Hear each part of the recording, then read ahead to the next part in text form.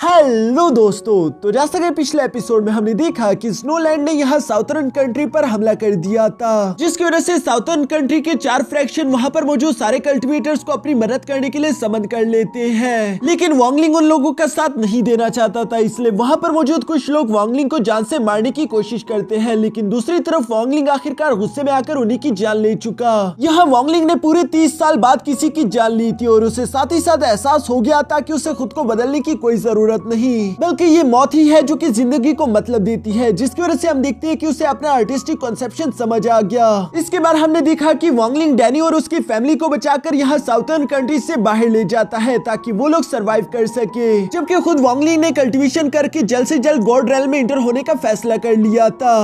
अब आगे तो नेक्स्ट एपिसोड की शुरुआत में हम लोग यहाँ पर वांगलिंग को देख पा रहे थे जो कि केव में बैठकर कल्टीवेशन कर रहा था। तभी अचानक उसे अपने दोस्त जावुताई का एक पैगाम देखने को मिला, जिसमें जावुताई वांगलिंग को बताता है कि जब से तुम कल्टीवेशन करने गए तब से साउथर्न कंट्री और स्नोलैंड की इस जंग का क्या हाल हो गया। हमारी साउथर्न कंट्री ने अपने आसपास मौजूद 8 कंट्रीज से हेल्प मंगवाने की कोशिश करी, लेकिन कोई भी कंट्री हमारी मदद करने के लिए तैयार ही नहीं। ऑलमोस्ट सबके सबने ही हमारी रिक्वेस्ट को रिजेक्ट कर दिया। इवन की वो कंट्रीज जिनके साथ हमारे ताल्लुकात अच्छे थे, वो कंट्रीज भी अपनी आर्मीज हमारी तरफ भेजने से मना कर चुकी। ये जानकर वांगलिंग अपने मन में सवाल करते हुए कहता है कि स्नोलैंड सिर्फ एक लेवल 4 की कंट्री है, तो आखिर ये सब लोग उससे इतना डर क्यों रहे। जिसका जवाब जावुताई के उस मैसेज में ही था। वो बताता है कि ये सब कुछ स्नोलैंड की एक लड़की की वजह से हो रहा है, जो कि बहुत ही ज्यादा टैलेंटेड है। उसने सिर्फ 100 साल के अंदर बिना किसी पिल का इस्तेमाल करते हुए सोल ट्रांसफॉर्मेशन लेवल की पीक को अचीव कर लिया। इसी वजह से सुजाकू किंगडम की उस पर नजर पड़ी और वो उसे अपनी तरफ इन्वाइट कर चुके। लेकिन दूसरी तरफ उस लड़की ने एक ही शर्त रखी है कि सबसे पहले स्नोलैंड कंट्री को एक लेवल 5 की कंट्री घोषित कर दी जाए, जबकि साथ ही साथ वो अपने स्नोलैंड कंट्री की टेरिटरी को भी बढ़ाना चाहती थी, जिसके लिए उसने हमारी साउथर्न कंट्री को चूज किया।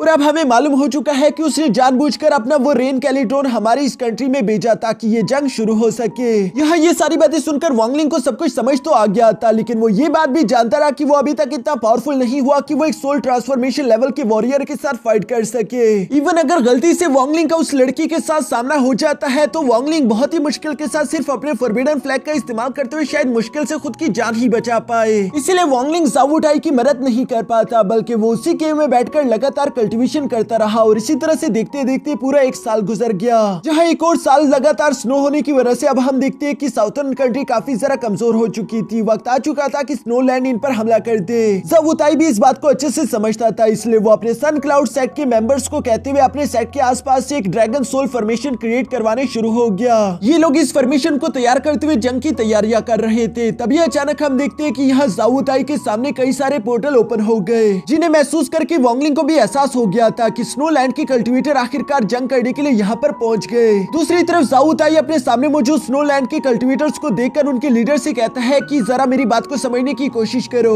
मैं जानता हूँ कि तुम लोग यहाँ पर यूडिंग कैलिड्रोन यानी कि रेन कैलिड्रोन के लिए आए होंगे, जो कि मैं तुम लोगों को वापस देने के लिए तैयार हूँ। तो क्यों ना तुम लोग इस रेन कैलिड्रोन को लेकर यहाँ से वापस चलो और नॉर्मल लोगों का सोचो, उनकी जान खतरे में है। जो सुनकर स्नोलैंड आर्मी की लीडर जवाब देते हुए कहती है कि फिक्र मत करो, मैं उन लोगों का ही सोच रही हूँ, वो लोग यहीं पर रहेंगे, जबकि हम लोगों को हमारा यूडिंग कैलिड्रोन भी मिल जाएगा और साथ ही साथ ये कंट्री भी अब से हमारी होगी। यहाँ पर अगर कोई मरने वाला है तो वो सिर्फ तुम लोग हो। और ये कहते साथ ही उस आर्मी ने यहाँ पर उन लोगों की मौत के नारे लगाना शुरू कर दिए थे, जबकि साथ ही साथ लीडर के हुक्म पर हम देखते हैं कि वो सारी की सारी आर्मी अपने सामने मौजूद सन क्लाउड सेट के मेंबर्स पर हमला करने भी शुरू हो गई। जिनाटेक्स को अपनी तरफ आता हुआ देखकर जावुताई फौरन अपनी पावर्स का इस्तेमाल करते हुए ड्रैगन सोल फॉर्मेशन एक्टिवेट कर लेता है, जो फॉर्मेशन काफी ज्यादा पावरफुली सन क्लाउड सेट को प्रोटेक्ट कर रही थी। दूसरी तरफ हम देखते हैं कि स्नोलैंड कंट्री भी पूरी तरीके से तैयार होकर आई थी। उनके पास सोल्जर्स की कोई कमी नहीं, जबकि साथ ही साथ हम देखते हैं कि वो वहां पर मौजूद आइस एंड स्नो की पावर का इस्तेमाल करते हुए कई सारे गोलम्स भी क्रिएट कर चुके थे, जो कि तेजी के साथ ड्रैगन सोल फॉर्मेशन की तरफ ही बढ़ रहे थे। यहाँ पर वांगलिंग ये सब देखकर समझ गया था कि अच्छा, इसी वजह से स्नोलैंड कंट्री ने पिछले 10 साल से लगातार यहाँ पर स्नो बरसाई, क्योंकि स्नोलैंड कंट्री के सारे कल्टीवेटर्स को स्नो एंड आइस की जरूरत पड़ती है ताकि वो फाइट कर सके। और चूंकि इस वक्त यहाँ पर आइस एंड स्नो की कमी नहीं, तो वो लोग काफी ज्यादा ताकतवर होंगे।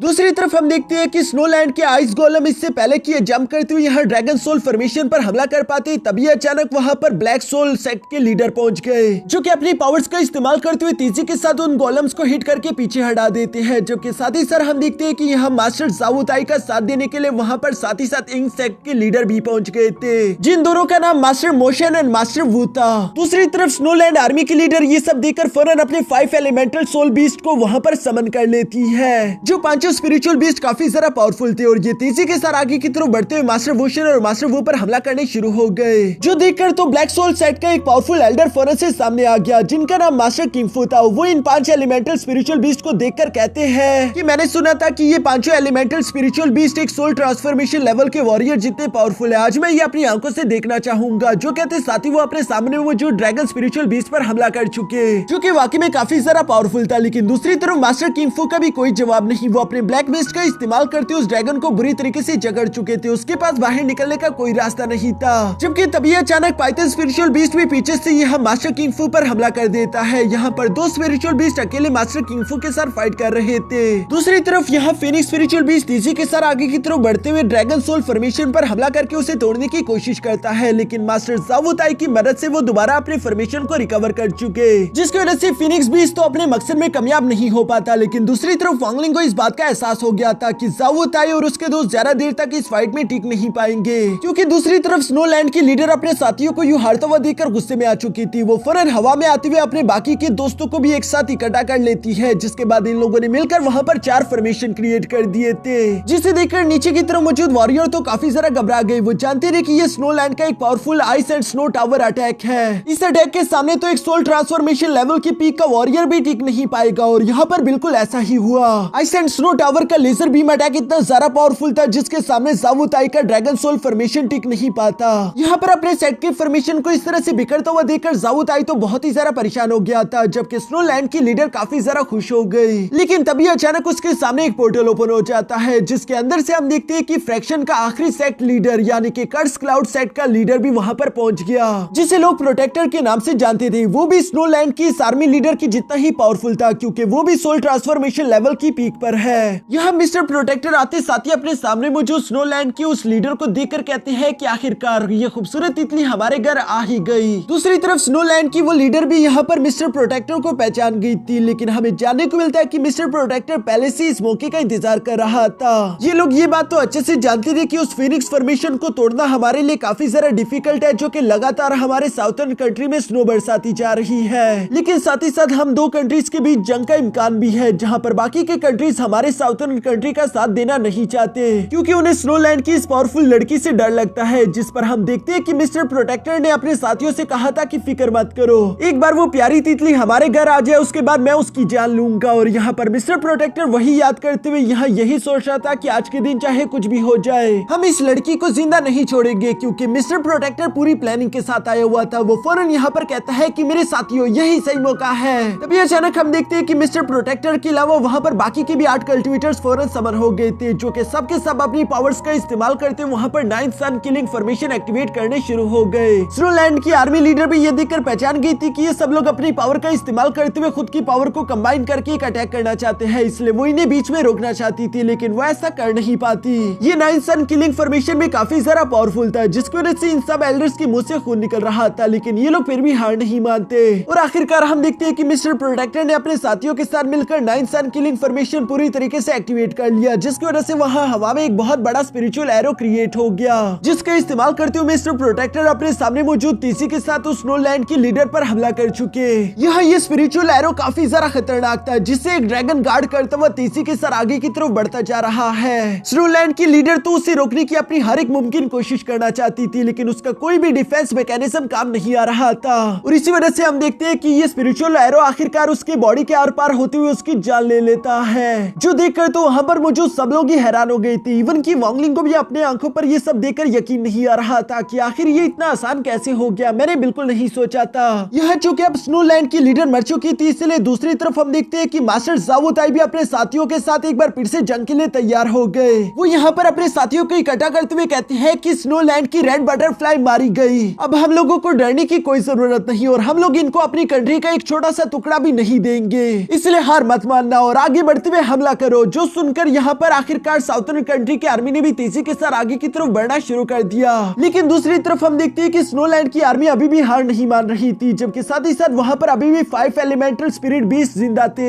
जो कि इस जंग में स्नोलैंड की आर्मी का साथ दे रहे थे। ये देखकर दूसरी तरफ मौजूद ज़ावू ताई को भी आखिरकार अपना ट्रम्प कार्ड एक्टिवेट करना पड़ा। जिस हिडन पावर को एक्टिवेट करते साथ ही अचानक हम देखते हैं कि यहाँ पर एक पहाड़ को तोड़ते हुए एक स्पिरिचुअल ड्रैगन तीसी के साथ निकलते हुए फौरन से ज़ावू ताई के साथ आ गया। जिस ड्रैगन की स्पिरिट को देखकर वांग लिंग थोड़ा सा हैरान हो जाता है, लेकिन वो साथ ही साथ कहता है कि मैं तो पहले से ही जानता था कि ज़ावू ताई में जरूर कुछ न कुछ खास है, क्योंकि सिर्फ एक एंशिएंट सोल लेवल का वॉरियर होकर ये पूरे के पूरे सेट को लीड कर रहा था। और अब ये देखकर मैं समझ गया हूँ कि ज़ावू ताई के पास ग्रीन ड्रैगन का ब्लड लाइन था, जिसकी वजह से वो इस सन क्लाउड सेट का लीडर बन सका। दूसरी तरफ हम लोगों को बाहर यहाँ जंग का माहौल दिखाया जाता है, जहाँ ज़ावू ताई अपने दोस्तों से कहता है कि ये 5 एलिमेंटल बीस्ट काफी जरा कमजोर हो चुके हैं, इसलिए सबसे पहले हमें इन स्पिरिचुअल बीस्ट से निपटना होगा। एक बार ये बीस्ट हार गए उसके बाद हम ये जंग जीत जाएंगे। यहाँ ज़ावू ताई की बात सुनकर उसके साथी बिल्कुल ऐसा ही करते हैं, जहाँ पर हम देखते हैं कि मास्टर मोशन ने अपने गोल्डन बेल टेक्निक का इस्तेमाल करते हुए सबसे पहले अपने सामने मौजूद व्हाइट टाइगर स्पिरिचुअल बीस्ट पर हमला कर दिया,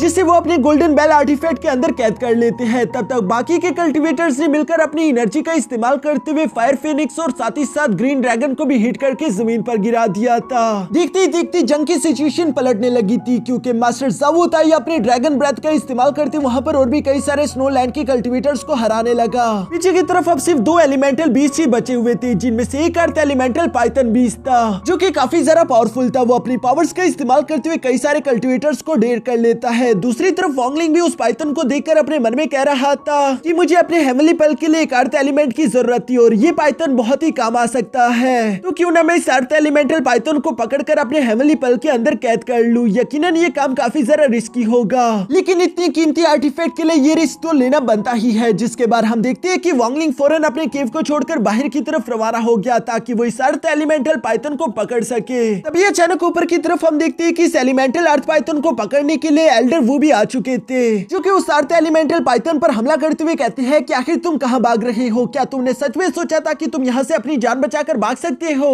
तो ऐसा बिल्कुल नहीं होने वाला। जो कहते साथ ही उन्होंने अर्थ स्पिरिचुअल पाइथन पर हमला कर दिया, लेकिन हम दूसरी तरफ देखते हैं कि अर्थ स्पिरिचुअल पाइथन भी उस पर काउंटर अटैक करते हुए बहुत ही मुश्किल के साथ खुद को बचाते हुए वहां से निकल पड़ा, जहां मास्टर वू भी उसे तेजी के साथ फॉलो कर रहे थे। वांग लिंग ये देखकर समझ गया कि उसे मास्टर वू से पहले ही इस अर्थ स्पिरिचुअल पाइथन को पकड़ना होगा, इसीलिए वो तेजी के साथ फौरन बाहर आते हुए वहां पर एक जाल बिछाने शुरू हो गया। जैसे ही अर्थ स्पिरिचुअल पाइथन उस जाल के करीब आया, तभी अचानक वो फॉर्मेशन एक्टिवेट हो गई, जो कि वांग लिंग ने उसी अर्थ स्पिरिचुअल पाइथन को पकड़ने के लिए ही बिछाई थी। लेकिन यहाँ पर हमें जानने को मिलता है कि अर्थ स्पिरिचुअल पाइथन तो काफी ज्यादा पावरफुल है और वांग लिंग के लिए इस प्रिजन फॉर्मेशन को स्टेबल रखना काफी ज्यादा डिफिकल्ट हो रहा था, इवन कि उसके मुंह से भी खून निकल आया। तभी अचानक दूसरी तरफ नीचे मौजूद वो अर्थ स्पिरिचुअल पाइथन एक पावरफुल अटैक का इस्तेमाल करते हुए फौरन उस प्रिजन को तोड़कर बाहर आ जाता है, जो देखकर वांग लिंग खुद से कह रहा था कि अर्थ स्पिरिचुअल पाइथन पहले ही मास्टर वू के अटैक से काफी बुरी तरीके से इंजर्ड हो गया, लेकिन इसके बावजूद भी मैं इसे अंडर एस्टिमेट नहीं कर सकता, क्योंकि ये काफी जरा खतरनाक है। यहाँ पर इससे पहले कि वो अर्थ स्पिरिचुअल पाइथन दोबारा से वांग लिंग पर हमला कर पाता, तभी अचानक वहाँ मास्टर वू पहुंच जाते हैं, जिन्होंने एक बार फिर से अपने पावरफुल फॉर्मेशन टेक्निक का इस्तेमाल करते हुए उस पाइथन को और भी ज्यादा इंजर्ड कर दिया। साथ ही साथ वो इसे एब्सॉर्ब करने के लिए अपनी तरफ खींचने शुरू हो गए, लेकिन दूसरी तरफ वांग लिंग को भी अपने हेवनली पर्ल के लिए इस अर्थ स्पिरिचुअल पाइथन की जरूरत थी, इसलिए वो फौरन से मास्टर वू से ये पाइथन छीनने शुरू हो गया। वैसे तो वांग लिंग ये काम नहीं कर सकता था, क्योंकि मास्टर वू काफी ज्यादा ताकतवर है, लेकिन चूंकि वांग लिंग ने यहाँ पर अपने हेवनली पर्ल की पावर एक्टिवेट कर ली थी, तो वो खुद ब खुद ही अपने सामने मौजूद वो अर्थ पाइथन की स्पिरिट को तेजी के साथ अपने अंदर खींच लेता है, जो देखकर मास्टर वू यहाँ वांग लिंग को देखकर गुस्सा होते हुए कहते हैं कि आखिर तुम कौन हो जिससे मेरे सामने इस तरह करने की हिम्मत करी। दूसरी तरफ हम देखते हैं कि वांग लिंग ने यहाँ पर मास्टर शेंगवू का वही हेड पहना हुआ था, जो कि वांग लिंग की आइडेंटिटी को छुपा कर रखता है, जबकि साथ ही साथ हम देखते हैं कि वांग लिंग ने यहाँ पर मिस्टर ग्रीन के स्टैचू को बाहर निकाल लिया था, जिस स्टैचू के अंदर वांग लिंग ने मिस्टर ग्रीन के आर्टिस्टिक कॉन्सेप्शन को भी कैद करके रखा हुआ है। वो यहाँ पर इस आर्टिस्टिक कॉन्सेप्शन को रिलीज करते हुए कहता है कि मैं बायोन सेट का एक छोटा सा डिसाइपल हूँ, मेरे मास्टर का नाम मिस्टर ग्रीन है, उन्होंने ही मुझे ये अर्थ एलिमेंटल स्पिरिचुअल बीस्ट लाने को बोला है। वांग लिंग वैसे तो ये सब झूठ बोल रहा था, लेकिन दूसरी तरफ मास्टर वो मिस्टर ग्रीन के आर्टिस्टिक कॉन्सेप्शन को पहचानता था और वो ये भी समझ चुका था कि इस लड़की के पास सच में मिस्टर ग्रीन का ही आर्टिस्टिक कॉन्सेप्शन है, इसलिए उसे लग रहा था कि शायद वांग लिंग सच ही कह रहा होगा, इसी वजह से वो वांग लिंग को जाने देता है। दूसरी तरफ हम देखते हैं कि वांग लिंग तेजी के साथ अपने उसी पुराने केव के अंदर पहुंच गया, जहां आते हुए वो खुद से कहता है कि अच्छा हुआ कि मास्टर वो ने कोई एक्शन नहीं लिया, अगर वो मुझ पर हमला करता तो यकीनन वो मेरी जान ले सकता था। बेशक मुझे खुद को बचाने के लिए काफी ज्यादा मेहनत करनी पड़ती, मेरा फॉरबिडन फ्लैग भी अब इतना ज्यादा ताकतवर नहीं रहा कि वो मुझे हर बार बचा सके। और वांग लिंग का ये अंदेशा बिल्कुल सच भी था, क्योंकि वांग लिंग अभी तक एंशिएंट सोल लेवल की पीक पर है। दूसरी तरफ तरफ मास्टर वो तो ऑलरेडी अपने सोल ट्रांसफॉर्मेशन लेवल में ब्रेक थ्रू कर चुके हैं। वॉन्गलिंग ये भी जानता रहा कि आज उसने जो कुछ किया है वो बिल्कुल ऐसा ही है जैसे कि उसने किसी शेर के मुंह से निवाला छीन लिया हो, लेकिन ये रिस्क लेना बनता भी था क्योंकि इसके बदले उसे जो चीज मिली वो भी काफी ज्यादा खास थी। यहाँ पर यही सब सोचते हुए वॉन्गलिंग एक बार फिर से अपनी कल्टीवेशन करने के लिए बैठने ही वाला था, तभी अचानक वो वहाँ पर एक अजीब सी एनर्जी को महसूस करता है जो कि तेजी के साथ वॉन्गलिंग के पास से गुजरते हुए एक तरफ इकट्ठा हो रही थी। वॉन्गलिंग चारों तरफ उसे डिटेक्ट करने की कोशिश करता है लेकिन उसे कोई भी सोर्स मिल नहीं रहा था, इसलिए हम देखते हैं कि वॉन्गलिंग ने खुद ही उस आइस एनर्जी को फॉलो करना शुरू कर दिया। जहाँ थोड़ी देर आगे जाने के बाद अचानक वॉन्गलिंग को अपने सामने एक बड़ा सा आइस स्क्रिप्चर देखने को मिला जिसकी एनर्जी बहुत ही ज्यादा टेरिफाइंग थी, लेकिन इस एनर्जी को दूर से बिल्कुल भी सेंस नहीं किया जा सकता था। इवन कि जमीन के ऊपर 4 फ्रैक्शन के पावरफुल सोल ट्रांसफॉर्मेशन लेवल के वॉरियर भी इस स्क्रिप्चर को महसूस नहीं कर पा रहे थे, जिसकी वजह से वॉन्गलिंग को एहसास हो गया था कि जरूर स्नोलैंड ने यहाँ पर एक और जाल बिछाया होगा। ये कहते साथ ही वॉन्गलिंग एक बार फिर से चारों तरफ अपने आसपास का एरिया डिटेक्ट करने की कोशिश करता है और इस पूरे एरिया को स्कैन करते साथ ही वॉन्गलिंग को मालूम हो गया कि स्नोलैंड ने चारों फ्रैक्शन के नीचे एक बड़ा सा अरे क्रिएट किया हुआ है। ऊपर की जंग तो सिर्फ दिखावा थी, स्नोलैंड का असली हमला तो अब सिर्फ शुरू होगा, जिसके बारे में जितना जल्दी हो सके वॉन्गलिंग यहाँ पर ज़ावू ताई को भी खबर करता है, लेकिन तब तक काफी ज्यादा देर हो चुकी थी क्योंकि हम देखते हैं कि धीरे धीरे जमीन तोड़कर वो आइस स्नो स्क्रिप्चर बाहर आ रहे थे जो कि वहाँ पर एक बड़ी सी फॉर्मेशन अरे क्रिएट कर देते हैं। साथ ही साथ वो आइस स्नो स्क्रिप्चर जिंदा भी हो गए जो कि बिल्कुल क्वीन मेडुसा की तरह एक्ट कर रहे थे। दोस्तों ग्रीक मैथोलॉजी में क्वीन मेडुसा का जिक्र है जिसके बालों की जगह स्नेक्स हुआ करते थे और ये स्नेक्स क्वीन मेडुसा के लिए एक श्राप था क्योंकि क्वीन मेडुसा बहुत ही ज्यादा खूबसूरत हुआ करती थी।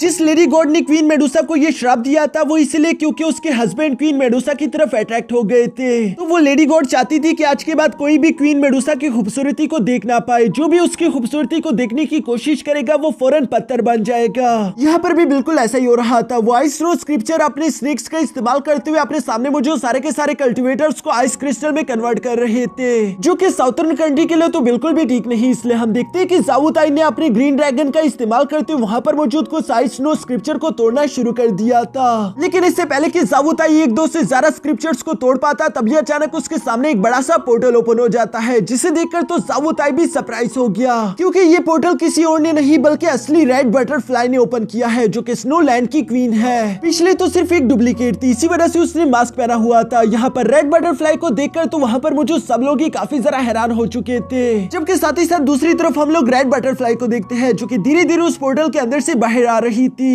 साथ ही साथ वो सुजाकू किंगडम के लॉर्ड से कहती है कि आपने मुझसे वादा किया था कि आप एक बार मेरी मदद करोगे, तो इसलिए मैं चाहती हूँ कि आप एक बार मेरे लिए एक्शन लो, सामने मौजूद इस ड्रैगन को जान से मार डालो, मैं आपसे यही चाहती हूँ। यानी कि वो ज़ावू ताई और उसके ड्रैगन की बात कर रही है क्योंकि फिलहाल वही इसके लिए सबसे बड़ा खतरा होगा। और यहाँ इसी के साथ हमारा आज का ये एपिसोड यहीं पर खत्म हो जाता है।